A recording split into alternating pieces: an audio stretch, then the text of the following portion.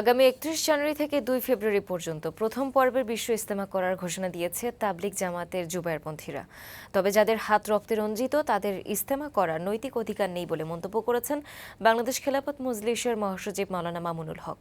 শনিবার দুপুরে কাকরাইল মসজিদ প্রাঙ্গণের সংবাদ সম্মেলনে এসব জানান মামুনুল হক। এ সময় সাতপন্থীদের গ্রেপ্তার, বিচার ও নিষিদ্ধের দাবিতে ১০ জানুয়ারি দেশব্যাপী বিক্ষোভ কর্মসূচি ঘোষণা করা হয়। এদিকে দুই পক্ষের সংঘর্ষের জেরে রাজধানীর কামারপাড়া, আবদুল্লাপুর, উত্তরা সেক্টর ১০ এবং তুরাগ নদীর দক্ষিণ পশ্চিম এলাকায় জারি করা নিষেধাজ্ঞা প্রত্যাহার করেছে ঢাকা মহানগর পুলিশ।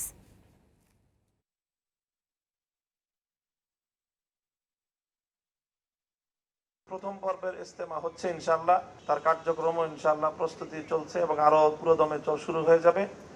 দ্বিতীয় পর্বের যে ঘোষণাটা ছিল সেই ঘোষণার বিষয়ে তো আমাদের ১৭ই ডিসেম্বরের হত্যাকাণ্ডের পরে পরিস্থিতি পাল্টে গেছে।